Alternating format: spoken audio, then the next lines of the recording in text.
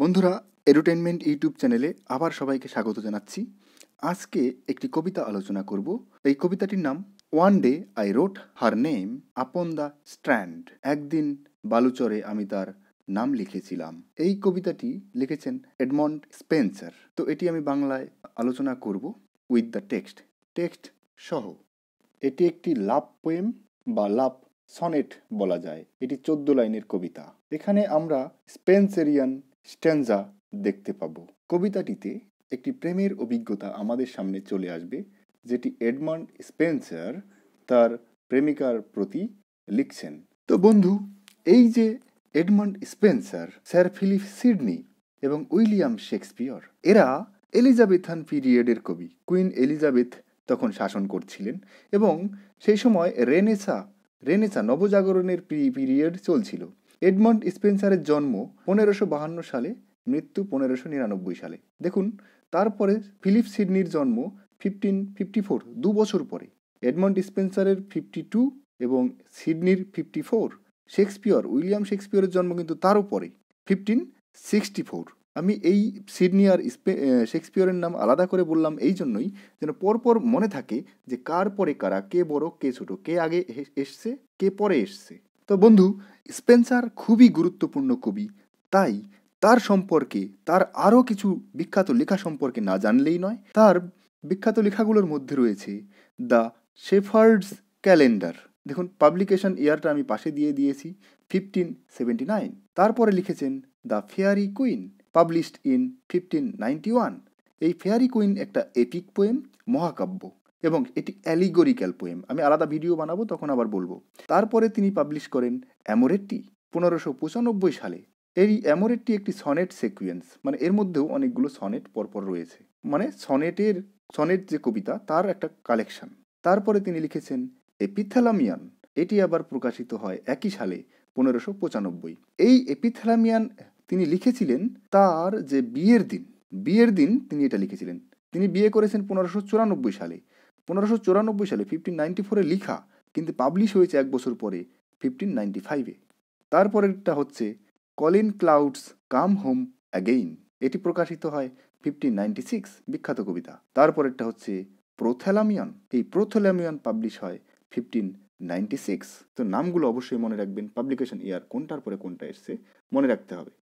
আমরা আজকে যে কবিতাটা পড়ব তার নাম one day I রোট her name upon the strand. পুরোটা আমি লিখে নিই। তো এটি অ্যামোরেট্টি নামক যে বইটা আমি বললাম আগে, যেটা 1595-এ প্রকাশিত হয়, সেই বইটা থেকে নেওয়া হয়েছে। এবং এই অ্যামোরেট্টিতে মোট সনেটের সংখ্যা রয়েছে 89, 89টি। তার মানে কি, এই অ্যামোরেট্টি একটা সনেট সিকুয়েন্সের বই, পরপর অনেকগুলো সনেট এখানে রয়েছে। আর এইখানে এই কবিতাটি তার যে বিলাভেডের নাম দেখুন, এলিজাবেথ বাওয়েল, তাকে উদ্দেশ্য করে অ্যাড্রেস করে লেখা হয়েছে। এলিজাবেথ বাওয়েলকে তিনি বিয়ে করেন 1 বছর আগে, 1594 সালে, 1594-এ। আর এই যে one day I রোট her name upon the strand, এই সনেট আছে 75 নাম্বার, 75 নাম্বার সনেট। এই বইটার 75 নাম্বার সনেট। এটি একটি লাভ সনেট, আমি আগেই বলে দিয়েছি। তো বন্ধুরা, টেক্সট শুরু করছি। কবিতাটি দেখুন, এখানে পুরোটা এসছে, পুরো কবিতাটা দেখুন। এর রাইম স্কিমটা কীরকম, স্ট্র্যান্ড হ্যান্ড, এটা যদি আমি এ বলি, ফার্স্ট লাইন যদি এ হয় তাহলে হ্যান্ড এটাও হবে এ, ঠিক আছে। স্ট্র্যান্ড হ্যান্ড এ, এটা যদি অ্যাওয়ে বি হয় তাহলে অ্যাওয়ে প্রে, মিলছে পরপর, শব্দের মিল আছে দেখুন। অ্যাসে ডিকে সি, এটাও সি। এরকম করে যদি আমি দেখি তাহলে এর রাইম স্কিমটা হবে এই রকম, A B A B, A B A B, A B A B. আবার তারপরটা হবে B C B C, B C B C. প্রথম 4 লাইন এ বি, পরের 4 লাইন বি সি, এবং তারপরের 4 লাইন হবে সি ডি, এবং লাস্টের 2 লাইন হবে ই। টোটাল 14 লাইন, 3 4-এ 12 লাইন, আর 2 লাইন 14 লাইন। এই কনক্লুডিং কাপলেট, এটা 2 লাইন এইটা আর এটা কনক্লুডিং কাপলেট 2 লাইন, এই দুটো কনক্লুডিং কাপলেট। তো দেখি কবি কি বলছেন। আমরা সমুদ্র পাড়ের দৃশ্য দেখতে পাবো প্রথমেই। কবি বলছেন, one day I রোট her name upon the strand. একদিন আমি তার নাম লিখেছিলাম বালুচরে, স্ট্র্যান্ড বলতে Baluchar. But came the wave and washed it away, এবং আমার লেখাটা ঢেউ এসে ধুয়ে নিয়ে চলে গেল। বন্ধুরা, এরকম অভিজ্ঞতা যাদের রয়েছে, যারা প্রেমিকাকে নিয়ে ঘুরতে গেছে কোনো সমুদ্র সৈকতে, তারা এটা ভালো অনুভব করতে পারবে। তারা সেখানে গিয়ে প্রেমিকার নাম বালুচরে লিখে হাত দিয়ে অনেক কিছু আঁকে ইত্যাদি করে থাকে, কিন্তু সমুদ্রের ঢেউ এসে আবার সেটাকে ধুয়ে নিয়ে চলে যায়। এখানেও তাই ঘটছে। কবি সমুদ্রের পাড়ে গিয়ে প্রেমিকার নাম লিখছেন, কিন্তু সেই নামটা সমুদ্রের জল এসে ধুয়ে নিয়ে চলে যাচ্ছে। থার্ড লাইন দেখুন, again I রোট it with a second hand. দ্বিতীয়বার আমি আবার লিখলাম। বাট কেম দ্য টাইড, আবার ঢেউ আসলো, and made my pains his prey. আমার যে কষ্ট, আমি যে কষ্ট করে লিখলাম সেটাকে সে স্বীকার করে নিয়ে চলে গেল, মানে সেটাকে আবার ধুয়ে নিয়ে চলে গেল।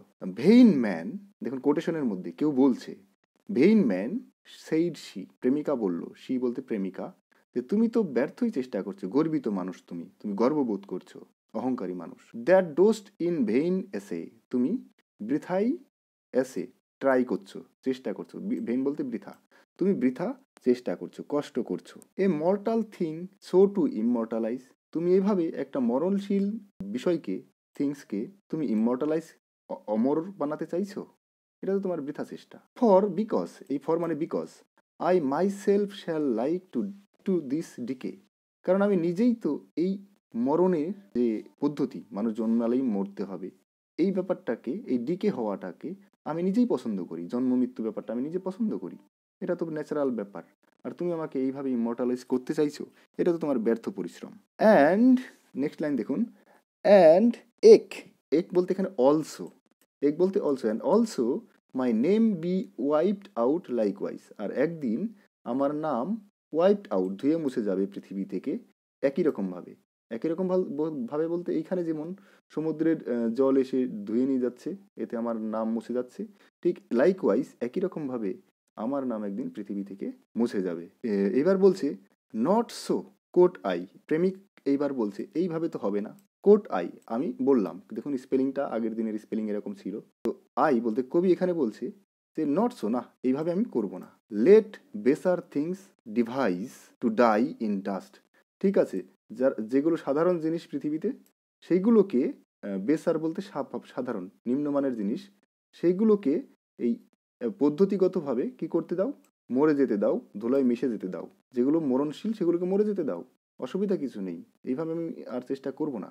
বাট কিন্তু ইউ শ্যাল লিভ বাই ফেম, কিন্তু তুমি বেঁচে থাকবে, ইউ শ্যাল লিভ, কি করে বেঁচে থাকবে, ফেম তোমার খ্যাতির দ্বারা, তোমার সুনামের দ্বারা। সেটা কি, মাই ভার্স, আমার কবিতা, ইওর ভার্চু রেয়ার, তোমার যে দুষ্প্রাপ্য গুণ রয়েছে যেটা সবার মধ্যে থাকে না, সেটাকে কি করবে আমার কবিতা, শ্যাল ইটারনাইজ, সেটাকে অমর করে দেবে। অ্যান্ড ইন দ্য হেভেন্স, এবং ইন দ্য হেভেন্স স্বর্গে, রাইট ইওর গ্লোরিয়াস নেম, তোমার যে নাম, গৌরবান্বিত নাম লেখা হয়ে যাবে আমার কবিতার মাধ্যমে, আমি স্বর্গের খাতায় তোমার নাম চিরস্মরণীয় করে লিখে যাব।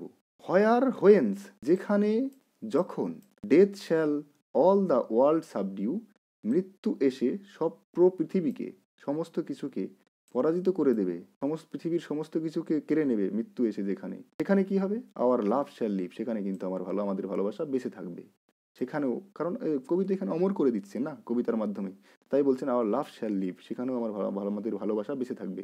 অ্যান্ড লেটার লাইফ রিনিউ, এবং মৃত্যুর পরেও পুনরায় রিনিউ হতে থাকবে, পুনরায় আবির্ভূত হতে থাকবে, মানে যতদিন পর্যন্ত পৃথিবী চলবে, মানুষ কবিতা পড়বে, ততদিন পর্যন্ত আমাদের ভালোবাসা পুনরায় জেগে উঠবে।